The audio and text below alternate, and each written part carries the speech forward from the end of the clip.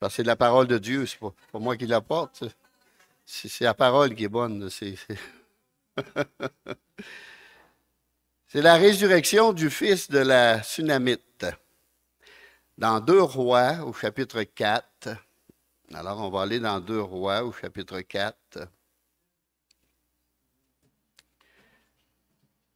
C'est une histoire qui est quand même assez longue. On va essayer de la couper un peu. Il y en a beaucoup qui la connaissent par cœur. Alors, c'est avec le prophète Élisée qui passait souvent à Sunem et une femme de distinction qu'il avait remarqué. Il arrêtait de manger là souvent, elle l'invitait. Et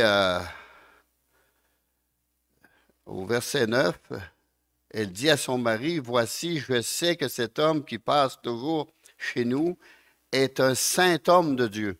Elle avait remarqué ça. Et finalement, ils ont fait une chambre haute pour se reposer. Puis à la suite de ça, il y a eu une promesse d'avoir un fils. Et elle a dit, trompe-moi pas avec ça, là. Mais elle a eu ce fils. Et on va lire au verset, à partir du verset 17. Cette femme devint enceinte et elle enfanta un fils parce qu'elle n'était pas capable d'en avoir, là. À la même époque, l'année suivante, comme Élisée lui avait dit, l'enfant grandit. Et un jour qu'il était allé trouver son père vers les moissonneurs, il dit à son père, ma tête, ma tête. Alors il y avait un mal affreux. Et le père dit à son serviteur, porte-le à sa mère. Le serviteur l'emporta et l'emmena à sa mère, et l'enfant resta sur les genoux de sa mère jusqu'à midi, puis il mourut. On va aller au verset 25. Elle partit donc et se rendit chez l'homme de Dieu sur la montagne du Carmel. L'homme de Dieu, l'ayant aperçu de loin, dit à Géasi, son serviteur, « Voici cette Sunamite. Maintenant, cours donc à sa rencontre et dis-lui, te portes-tu bien? Ton mari et ton enfant se portent-ils bien? » Elle répondit, « Bien. » Verset 27. Et dès qu'elle fut arrivée auprès de l'homme de Dieu sur la montagne, elle embrassa ses pieds. Géasi s'approcha pour la repousser, mais l'homme de Dieu dit, « Laisse-la, car son âme est dans l'amertume. Et l'Éternel me l'a cachée et ne me l'a point fait connaître. » Alors elle dit, « Ai-je demandé un fils à mon Seigneur? N'ai-je pas dit, ne me trompe pas? » Et Élisée dit à Géasi, « Saint terrain, prends ton bâton dans ta main et pars. Si tu rencontres quelqu'un, ne le salue pas. Et si quelqu'un te salue, ne lui réponds pas, ne perds pas de temps. Tu mettras mon bâton sur le visage de l'enfant. » La mère de l'enfant dit, « L'Éternel est vivant et ton âme est vivante, je ne te quitterai point. » Et il se leva et la suivit. Elle voulait à tout prix que lui aussi aille. Alors Géasi les avait devancés et il avait mis le bâton sur le visage de l'enfant, mais il n'y eut ni voix ni signe d'attention. Il s'en retourna à la rencontre d'Élisée et lui rapporta la chose en disant, « L'enfant ne s'est pas réveillé. » Lorsqu'Élisée arriva dans la maison, voici l'enfant était mort, couché sur le lit. Élisée entra et ferma la porte sur eux deux, et il pria l'Éternel. Il monta et se coucha sur l'enfant. Il mit sa bouche sur sa bouche, ses yeux sur ses yeux, ses mains sur ses mains, et il s'étendit sur lui, et la chair de l'enfant se réchauffa. Élisée s'éloigna, alla çà et là par la maison, puis remonta et s'étendit sur l'enfant. Et l'enfant éternua 7 fois, et il ouvrit les yeux. Élisée appela Géasi et dit, « Appelle cette Sunamite. » Géasi l'appela, et elle vint vers Élisée, qui dit, « Prends ton fils. » Elle alla se jeter à ses pieds, se prosterna contre terre, et elle prit son fils et sortit. Amen.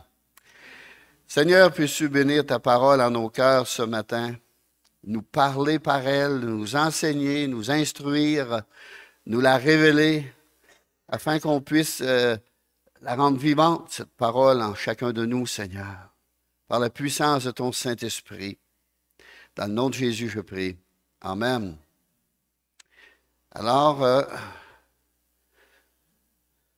c'est tout un enseignement. Moi, j'ai mis en dessous moniteur d'école du dimanche. Et les parents aussi. Alors, c'est une étude d'un intérêt particulier pour les parents, les moniteurs d'école du dimanche et tous ceux, d'une manière ou l'autre, ont affaire avec les enfants. Le verset clé est au verset 26. « Ton enfant se porte-t-il bien? »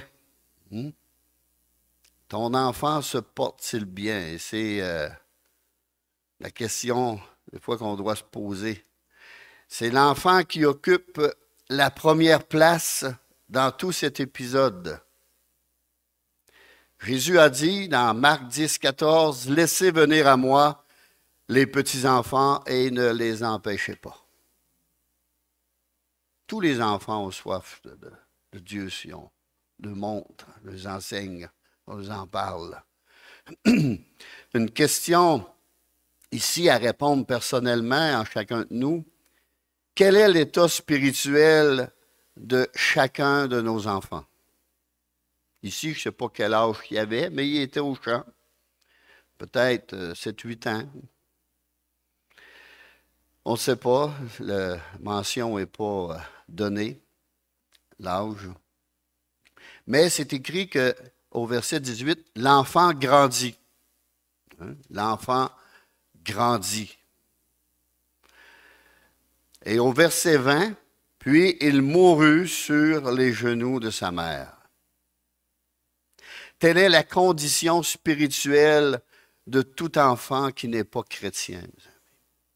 Dans la parole de Dieu, ça dit, si un parent, automatiquement nos enfants vont près de Dieu. Mais pour les autres, dans Romains 5, 12, c'est pourquoi, comme par un seul homme, le péché est entré dans le monde, et par le péché, la mort s'est étendue sur tous les hommes, parce que tous ont péché. La nature pécheresse a été transmise à tous les hommes par Adam, nos premiers parents. Par conséquent, les hommes ne sont pas des pécheurs parce qu'ils pêchent, mais ils pêchent parce qu'ils sont des pécheurs. C'est la raison. On vient au monde pécheur, mes amis. Pas en état de péché. On n'a pas encore ouvert les yeux vers la bouche. Mais avec la nature pécheresse, au plus profond de nous-mêmes. Et c'est pour ça que Jésus est venu nous apporter une nouvelle nature. On a une nouvelle nature en Jésus-Christ. Dans 1 Jean 5, 11, 12, Dieu nous a donné la vie éternelle, et cette vie éternelle, on rajoute éternelle parce qu'on sait qu'elle est éternelle, est dans son Fils. Et celui qui a le Fils a la vie. Celui qui n'a pas le Fils de Dieu, Jésus-Christ, n'a pas la vie. C'est sérieux. C'est facile à comprendre aussi lorsqu'on le dit. pour avoir le Fils, si on veut avoir la vie spirituelle et la vie éternelle. On n'a rien à perdre avec cela. Dans le psaume 51, verset 7, « Voici, je suis né dans l'iniquité », c'est un psaume de David, « et ma mère m'a conçu dans le péché. » La véritable source du péché remonte à la chute de nos premiers parents. Dans Éphésiens, chapitre 2, verset 1, « Vous étiez morts par vos offenses et par vos péchés. » Vous étiez morts. Mais Jésus nous a amené la vie. Et ça, on ne peut pas le nier. Quand on rouvre les yeux, on sait qu'on a les yeux ouverts. On sait qu'on a la vie, on sait qu'on voit, on sait qu'on peut toucher, on le sait. Paul dit, je sais que je sais. Alors, verset 2, dans lesquels vous marchiez autrefois, selon le train de ce monde, selon le prince de la puissance de l'air, de l'esprit qui agit maintenant dans les fils de la rébellion.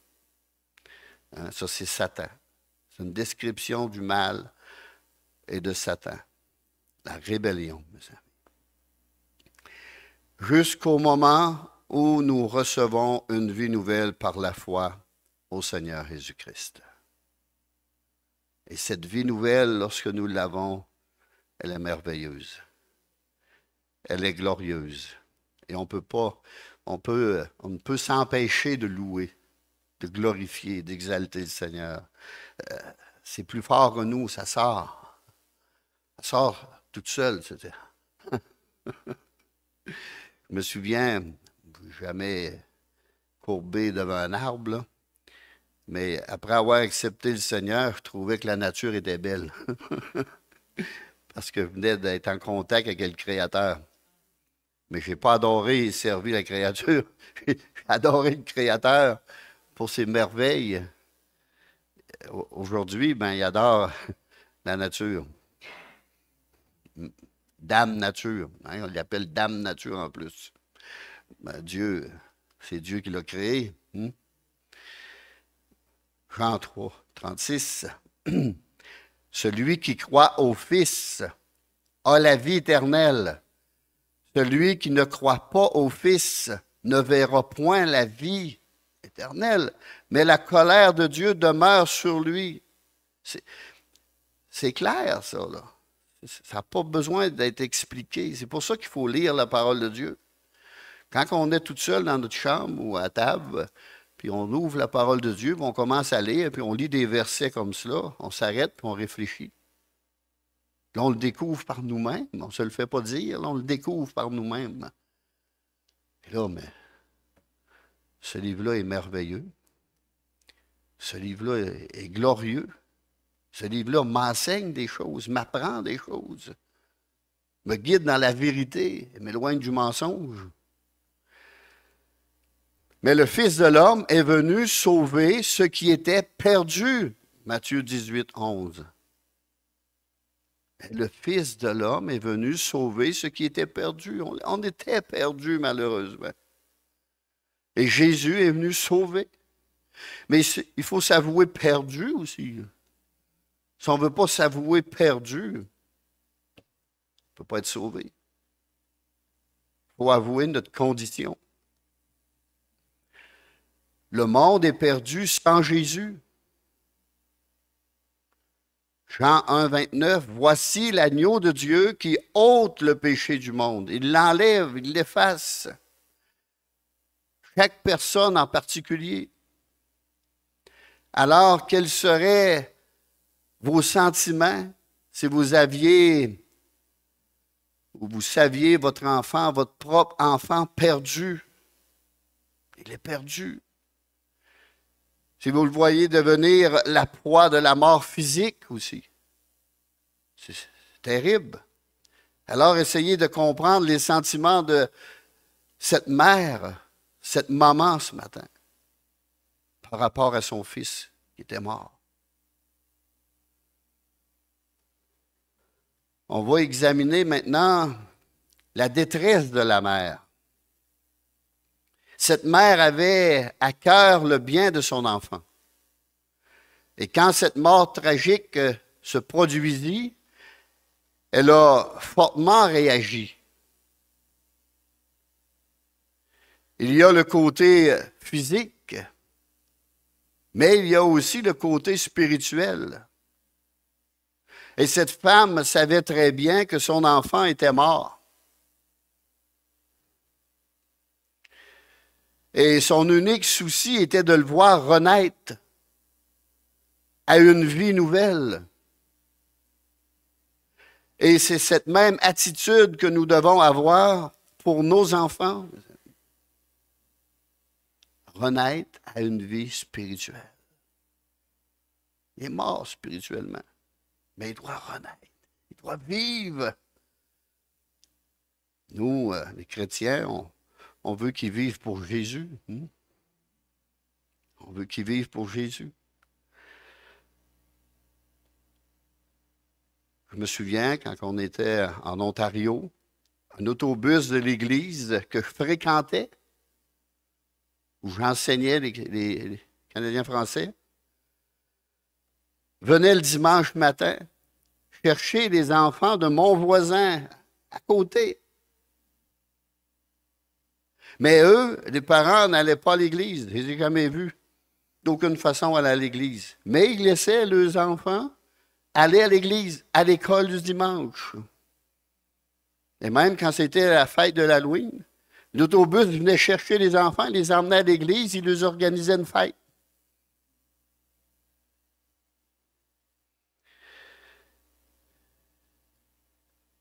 Il faut dire ici que les moniteurs d'école du dimanche avaient un ministère particulier à exercer. Quelle occasion bénie pour ces moniteurs de devenir en quelque sorte les parents nourriciers de ces enfants au sens spirituel. Puis il les confiait. Il les confiait. Il avait confiance. Moi, je ne parlais pas un mot anglais, puis je n'en parle pas encore un. Fait que je ne pouvais pas témoigner à cet homme-là. Je lui dis que c'était pas un gars bavard non plus, puis il ne cherchait pas le contact, là. D'aucune façon. Non, lui, il ne voulait pas l'apprendre, le français non plus. Ça arrive souvent. Même ceux qui parlent français ne veulent même plus le parler. Mais j'ai prié pour eux. Je priais pour eux. Continuellement, je priais. Sauve-les, Seigneur. Mets quelqu'un sur leur route. Touche leur cœur. Mène-les à toi. Excusez, je ne sais pas ce qu'ils sont devenus, mais j'espère que Dieu a exaucé ma prière. Parce que ces enfants-là, plus tard, peuvent avoir emmené leurs parents à l'Église. Parce qu'ils ont été conduits à Christ. Alors, c'est un privilège. C'est quelque chose de grand, c'est une grande responsabilité. Mais une très grande responsabilité de conduire ces enfants qui sont confiés, qui nous sont confiés au Seigneur de la part de Jésus. Et nous les emmenons au pied de la croix pour qu'il les sauve et deviennent pour eux l'ami suprême.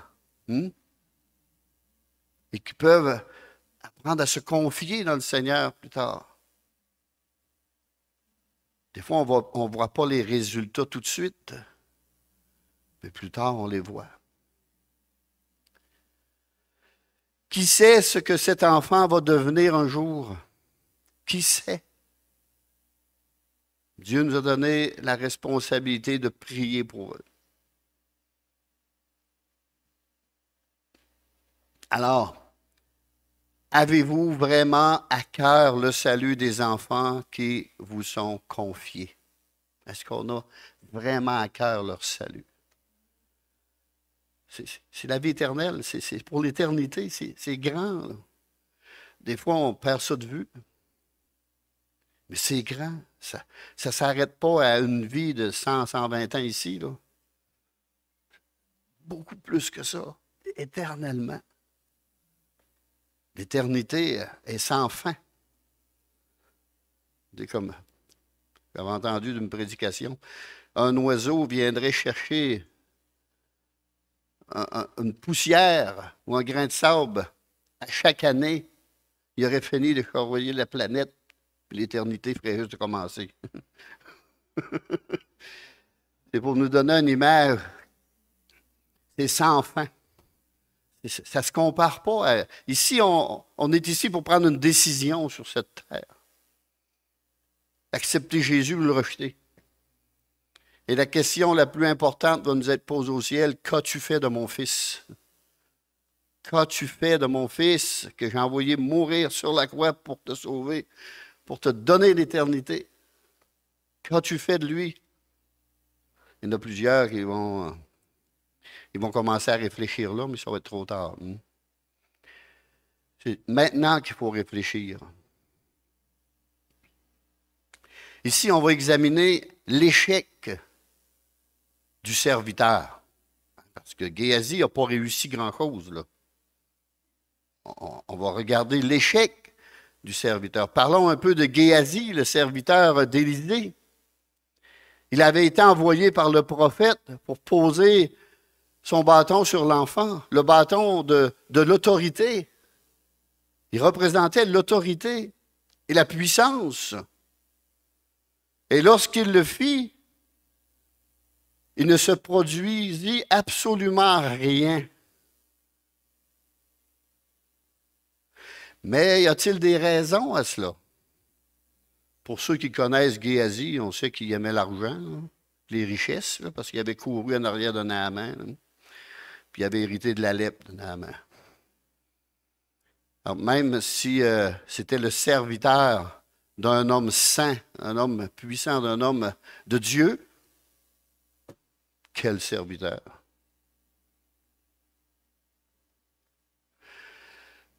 On voit à nulle part que le serviteur avait prié. Puis s'il aurait prié, laissez-moi vous dire, ça aurait été mentionné.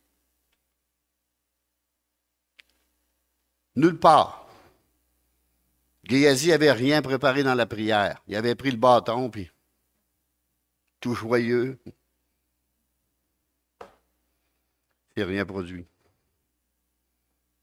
Il avait été accomplir sa mission sans en avoir fait un sujet de prière.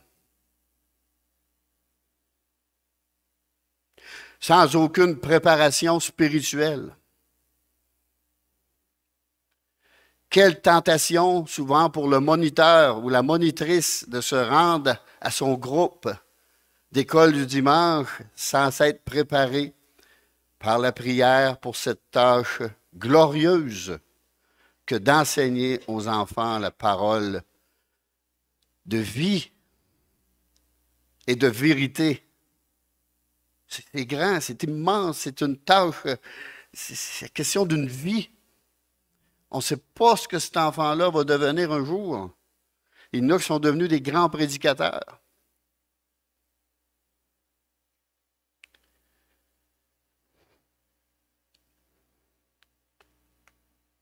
Je pense que j'avais lu dans la famille Wesley qu'il y avait 10 enfants, 17 enfants. Il y en a 2 qui sont devenus des grands prédicateurs. John Wesley, puis son frère aussi.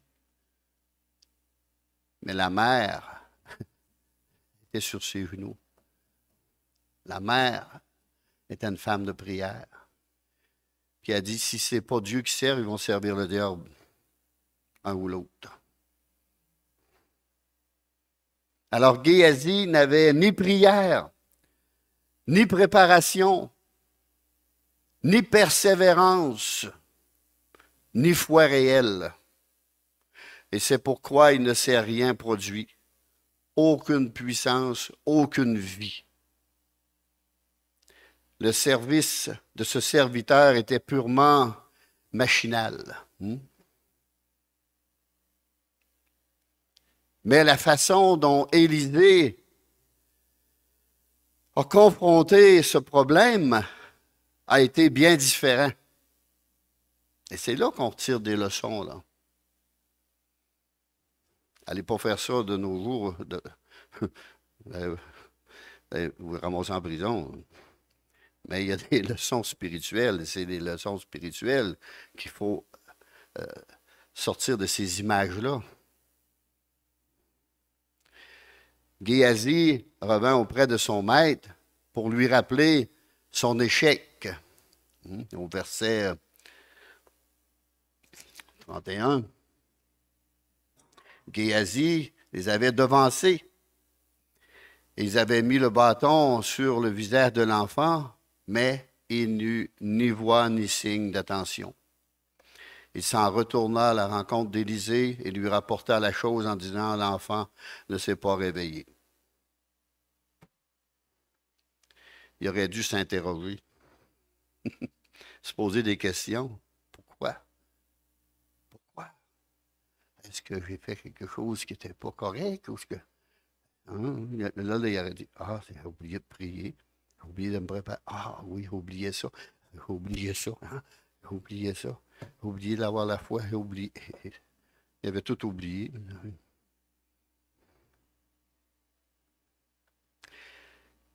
Maintenant, on va examiner le triomphe d'Élisée. On va relire le verset 32.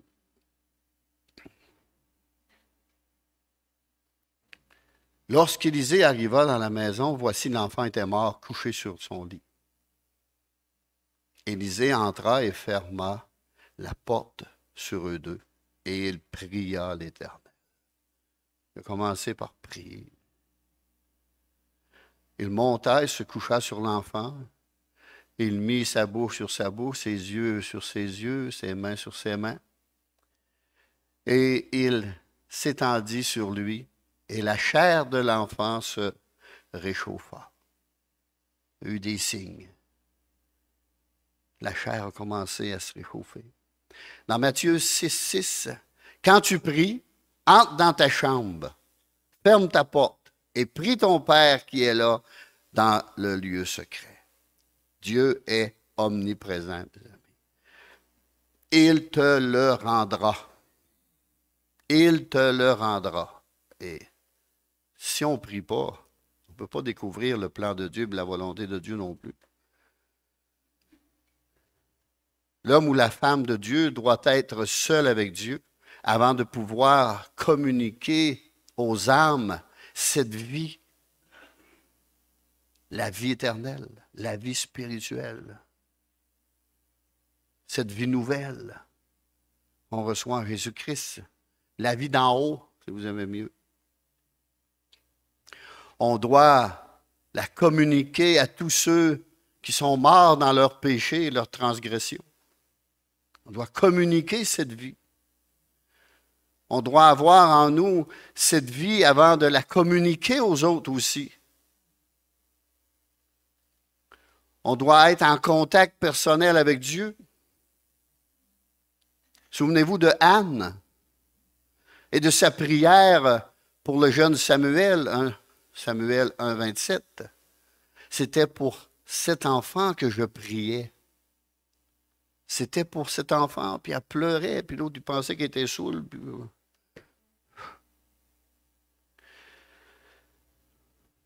Et l'Éternel a exaucé la prière de Anne. La demande qu'elle lui adressait, Dieu a exaucé. On doit prier régulièrement pour le salut de nos enfants et pour ceux des autres. Ici, à toutes les mardis, on nomme nos enfants. On les nomme. Puis moi, d'église en église, quand j'étais à Saint-Prosper, je nommais les enfants, priais pour eux. Samlaki nommait les enfants, priais pour eux. Et ici encore. Il faut persévérer. Il faut persévérer. Tant qu'il y a vie, il y a espoir.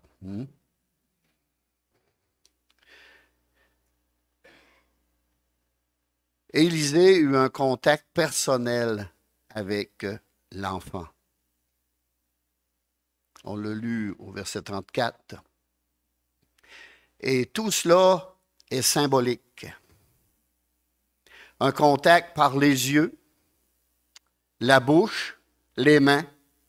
Alors, si nous voulons gagner à Jésus-Christ les enfants, nous devons avoir ce contact avec les yeux. Voir les choses du point de vue de l'enfant. Il ne voit pas comme nous, là, lui. Il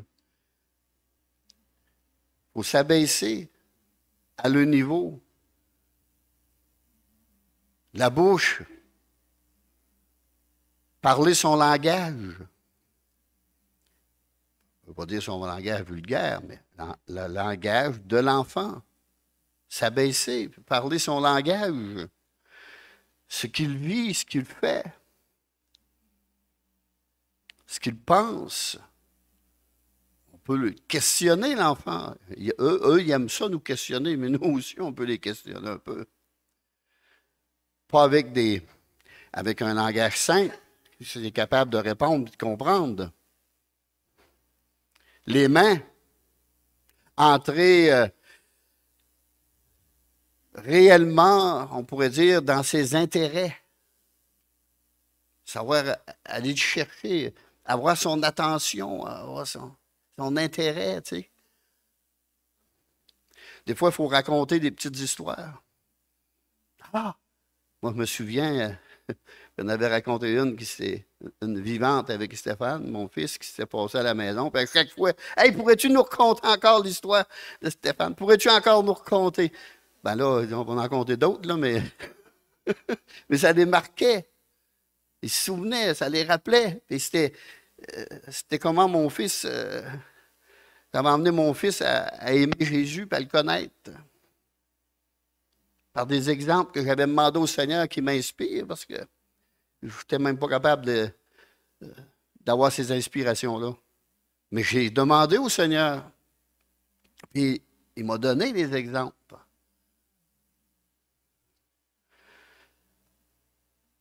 Chacun de ces points est essentiel si nous voulons établir un contact réel avec les enfants que nous désirons gagner au Seigneur. Il faut établir ce contact, mes amis. Ces 3 points qu'on a touchés. Il y avait de la part d'Élisée un désir intense, un réel effort de voir vivre cet enfant-là aussi, de le ramener à la vie. Il nous est dit que le prophète se coucha sur l'enfant. Cela nous enseigne que par d'intenses combats, les âmes sont gagnées. Et cela s'applique autant par l'évangélisation des enfants qu'à celle des adultes. Que de combats. Que de combats. C'est toujours un dur labeur, un travail qui exige le sacrifice de soi. On a chanté des chants de consécration. C'est ça. C'est mourir à nous-mêmes, la consécration. Renoncer à nous-mêmes, se consacrer au Seigneur, vivre pour lui, lui offrir notre cœur, tout notre temps, tout est pour Dieu.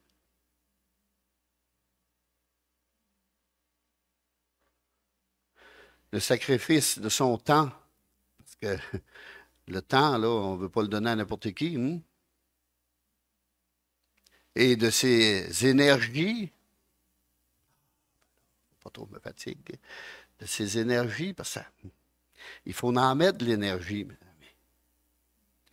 qui emmène souvent des désappointements, des déceptions, mais aussi une grande rémunération pour l'ouvrier ou l'ouvrière de Dieu. Des grandes récompenses aussi que Dieu va nous donner.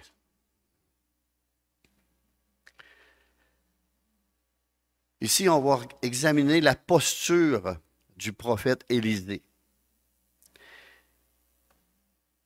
Exprime l'intensité de la supplication à l'Éternel. La chair de l'enfant se réchauffa. La chair de l'enfant se réchauffa. En entrant en contact avec celle d'Élisée, tu sais, les contacts qui est très important. Cela démontre que Dieu commençait à répondre à sa prière. Oh, on voit des petits changements, on voit qu'il y a un peu de vie. Là. Hey, il a donné un bon petit témoignage ce matin, ce jeune-là, là, pour le Seigneur. Là. La chair commence à se réchauffer. Là, Puis Élisée s'éloigna. Il s'est éloigné. Alla ça et là par la maison. Il est allé marcher, il est allé réfléchir. Il est allé prier, c'est sûr. C'est certain qu'il a continué à prier avec ferveur. Il y avait un signe, là. Seigneur, pas encore vivant, mais Seigneur, Seigneur, on va l'avoir. Verset 35. Élisée revint et s'allongea à nouveau sur le corps de l'enfant. Ça veut dire de ne pas trop y en donner non plus des grosses doses à l'enfant, là. Parce qu'il comprend, mais moins vite que nous un peu. Hein. Ce comportement était l'expression naturelle d'un homme engagé dans une prière fervente et persévérante. Et Dieu rendit la vie à l'enfant. Dieu l'a rendu vivant. L'air entra à nouveau dans ses poumons. L'enfant éternua 7 fois. 7 fois. 7 est le chiffre de l'accomplissement, le chiffre de la perfection de Dieu. C'est pour ça qu'il a créé la terre en 6 jours. Ça indique une œuvre de Dieu. Alors, vous vous souvenez de Naaman dans 2 Rois, chapitre 5, verset 14. Il descendit alors et se plongea 7 fois dans le Jourdain selon la parole de l'homme de Dieu, Élisée le prophète. Ça, c'est arrivé juste après Naaman. Mais avant, il avait ressuscité ce jeune homme-là. Puis il avait éternué 7 fois. Naaman, tu vas aller 7 fois. Et sa chair redevint comme la chair d'un jeune enfant. Lui qui avait la lèpre. Et il fut pur, purifié de sa lèpre.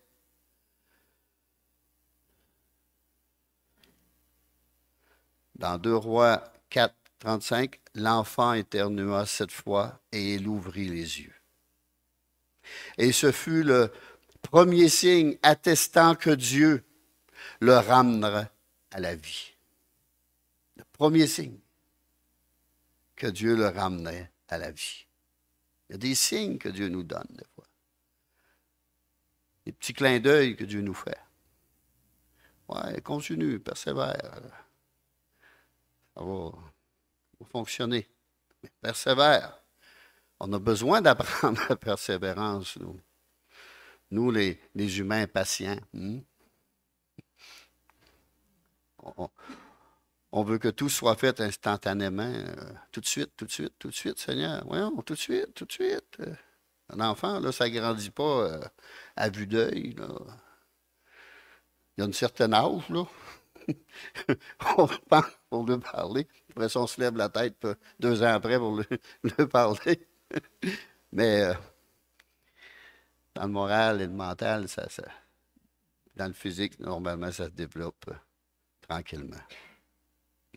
Ici, Élisée a démontré la puissance de l'Éternel sur la mort en ressuscitant l'enfant. C'est quelque chose, là.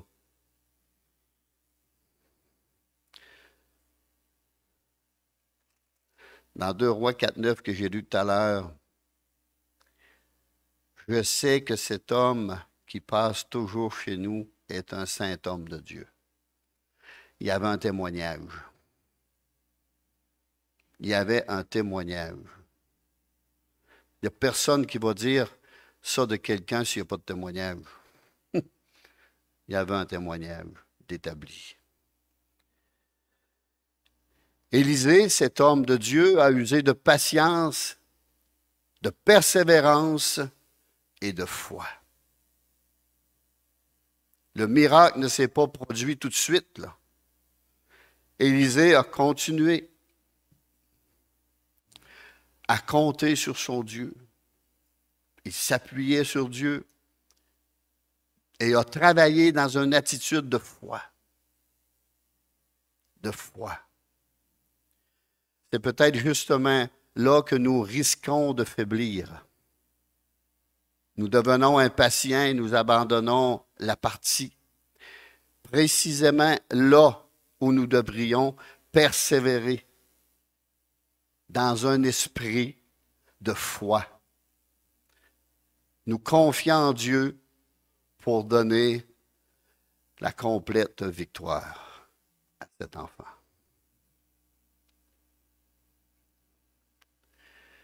Au verset 37, elle alla se jeter à ses pieds et se prosterna contre terre, et elle prit son enfant et sortit. Elle prit son enfant et sortit. La reconnaissance et le respect, mes amis. Elle a été reconnaissante.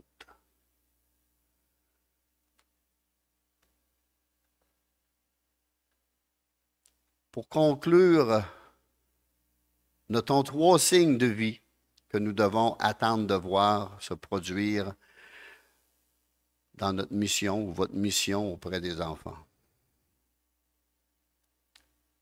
Il y a eu le signe de chaleur. La chaleur indique qu'il y a vie. Parce que normalement, un mort, c'est froid, là. Quand il commence à réchauffer, il y a signe de vie. La vie de l'esprit commence à se faire ressentir en lui. La vie spirituelle commence. Il commence à comprendre, il commence à voir clair, il commence. Le signe de l'éternuement. L'éternuement, signe du retour à la vie. Une vie nouvelle et spirituelle. Son esprit se réveille petit à petit et commence à confesser le nom du Seigneur. Il va commencer à confesser par lui-même. Et le signe de la vision. Car l'enfant ouvrit les yeux spirituellement. Pas juste physique, mais spirituel. Il commence à comprendre. L'intelligence spirituelle s'ouvre. Il commence à voir clair, à réaliser beaucoup de choses. C'est un enfant, il faut qu'il réalise des choses, qu'il comprenne des choses. C'est pas vite, là, ça se fait lentement, très lentement. Proverbe 22,6. Instruis l'enfant selon la voie qu'il doit suivre. Et quand il sera vieux, il ne s'en détournera pas.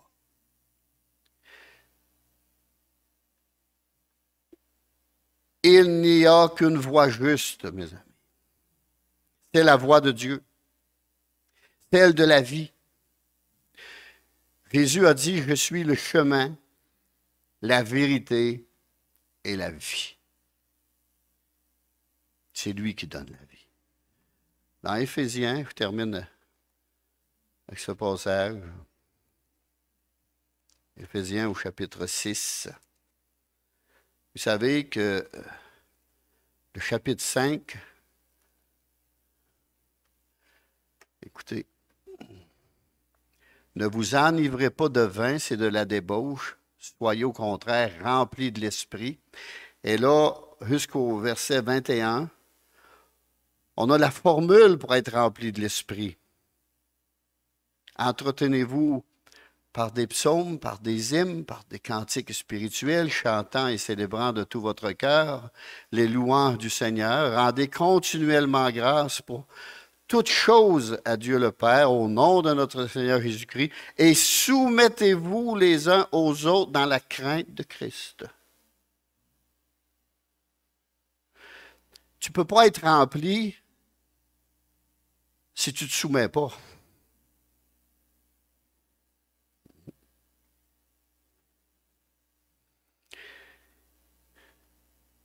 Allons lire ce que Paul a écrit à ceux qui sont remplis. Enfants, obéissez à vos parents. Si l'enfant est rempli de son jeune âge, la présence de Dieu, il va se soumettre, mes amis, à ses parents. Il faut qu'il soit rempli. Et nous aussi. Car cela est juste. Honore ton père et ta mère. C'est le premier commandement avec une promesse, afin que tu sois heureux et que tu vives longtemps sur la terre. Et vous, pères, n'héritez pas vos enfants. Là, il faut penser qu'il faut être rempli. Parce qu'au chapitre 5, il expliquait comment être rempli. Puis c'est quoi quelqu'un qui est rempli? Puis comment il agit quand il est rempli? Il se soumet. Puis quand il dit femmes, soumettez-vous, il faut que ça prenne des femmes remplies de l'esprit aussi. Parce que s'ils ne sont pas remplis, à rébellion carrément, c'est la chicane, puis il n'y a rien qui fonctionne dans la cabane. Là. Absolument rien. Ce que femme veut, Dieu veut. C'est pas biblique, c'est une expression qu'on a dans le monde, là. Puis, le monde ne sont pas tous fous, là.